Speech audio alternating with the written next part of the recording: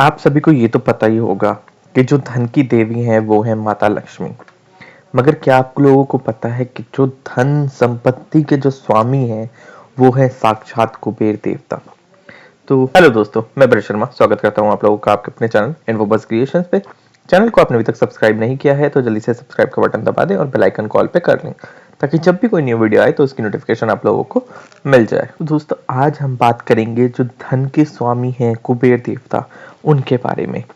तो आप लोगों ने इनकी कहानी शायद ही सुनी होगी, मगर कुबेर देवता की बहुत ही ज़्यादा अहम भूमिका रहती है। जब भी आप धन संपत्ति के लिए आप जब भी भगवान से प्रार्थना करते हैं तो कुबेर देवता की बहुत ही ज़्यादा अहम भूमिका रहती है।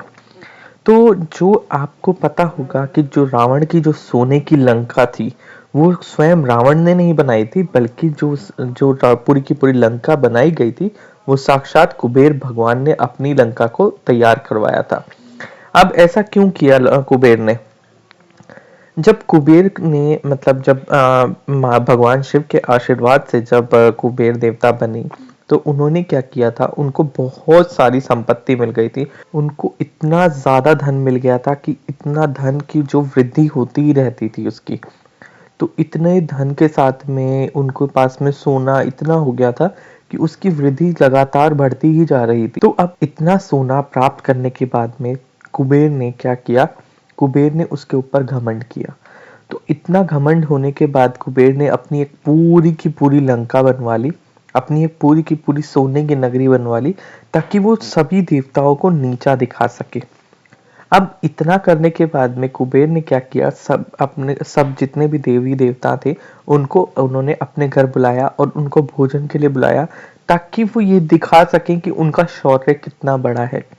घमंड में चूर होके जो कुबेर देवता हैं उन्होंने सारे देवताओं को बुलाया और अच्छे से उन्होंने अपनी पूरी सोने की नगरी दिखाई, जिससे क्या हुआ कि देवता पूरे आश्चर्यचकित रह गए और ये देखकर उनको कुबेर का जो शौर्य है वो बहुत ही ज्यादा लगा। मगर जब कुबेर देवता इतनी ज्यादा घमंड में आ गए थे कुबेर, तो उन्होंने क्या किया, उन्होंने सोचा कि क्यों ना मैं अब त्रिदेव को भी बुलाऊं। तो त्रिदेव में से उन्होंने पहले सोचा कि मैं उनको भगवान विष्णु को बुलाता हूँ, बट उनको पता चला कि जब उनकी जो अर्धांगिनी है जो माता लक्ष्मी है वो तो स्वयं रूपी मतलब धन की देवी है, तो उनको मैं कैसे बुला सकता हूँ। फिर उन्होंने सोचा कि मैं ब्रह्मा जी को बुलाता हूँ। ब्रह्मा जी को फिर उन्होंने इसलिए नहीं बुलाया कि जो देखते रहते हैं, तो उन्होंने कहा कि ब्रह्मा जी को तो इन चीजों का कोई मोह ही नहीं है, तो मैं इनको कैसे बुला सकता हूँ, और उनके पास में तो बहुत कुछ है, वैसे ही है। फिर उन्होंने सोचा कि क्यों ना मैं महादेव को जाके बुलाता हूँ, जो जो महादेव हिमालय की पर्वतों पे रहते हैं, जो महादेव बिल्कुल ऐसे वैरागी जीवन जीते हैं। तो मतलब उनको मैं बुलाता हूँ ताकि उनको मैं अपनी जब लंका दिखाऊंगा सोने की तो वो बहुत ही ज्यादा चकित रह जाएंगे और उनको मेरे शौर्य का एहसास होगा। फिर क्या कुबेर क्या सीधे चले गए महादेव के पास में, खुद से उनको इनवाइट करने के लिए कि आप मेरे घर आए और आपके यहाँ पर भोजन करें। महादेव वहां पर तपस्या में लीन थे। तो महादेव की तपस्या में लीन होने के बाद में जब वहां पर उन्होंने महादेव ने तपस्या से मतलब आंखें खोली, तो उनको पता चला कि कुबेर किस किस युक्ति से आए हैं और कुबेर के दिमाग में क्या चल रहा है। महादेव को सब कुछ चीजें पता चल जाती थी, तो उनको कुबेर की इस युक्ति का पहले से एहसास हो गया था।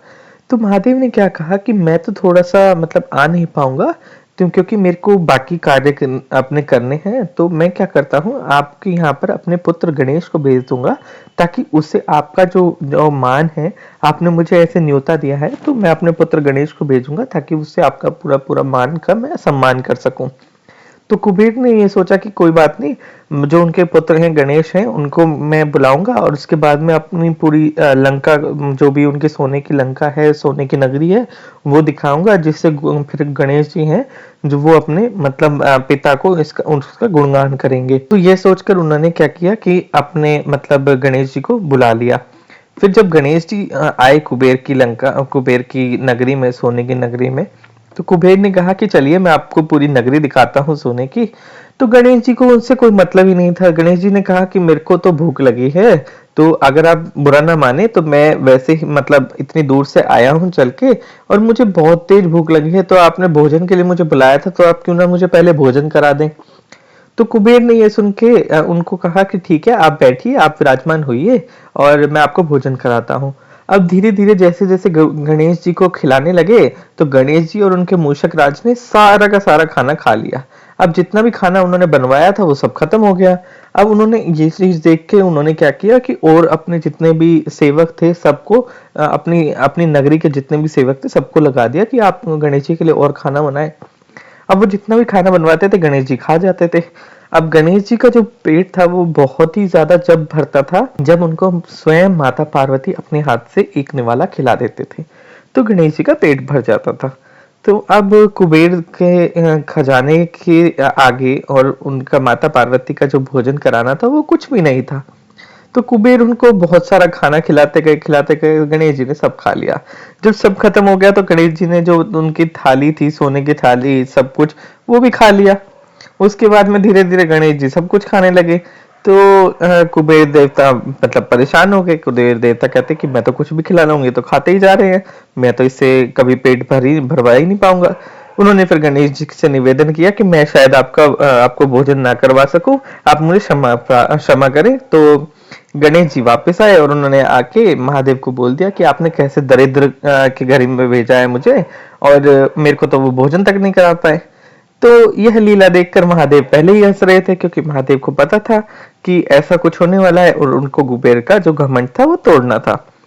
तो अब जो ये था, तो कुबेर जब देवता आए महादेव के पास में तो उन्होंने बोला कि आप जो घमंड करके बैठे थे ना कि आपने इतनी सोने की नगरी बना ली है, आप सबको देवताओं को भी आप लज्जित कर रहे थे इस चीज से, तो उसी घमंड को तोड़ने के लिए मेरे पुत्र ने ऐसा किया था।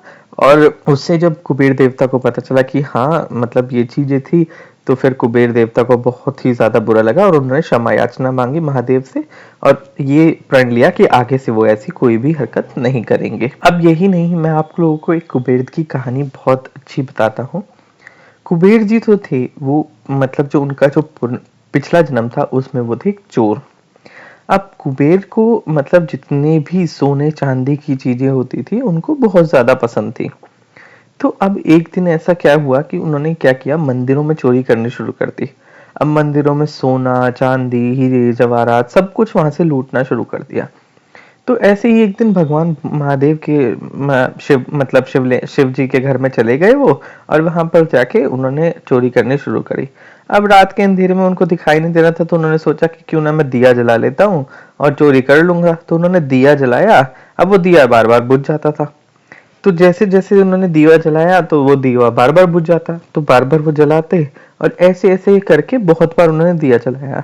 अब महादेव ने देखा कि शायद ये दीप आराधना कर रहे हैं कुबेर जी, तो मतलब उन्होंने उसको दीपाराधना समझ के उनको वरदान दिया कि अब जो भी तुम्हारा अगला जन्म होगा तुम उसमें धन धान्य के स्वामी माने जाओगे।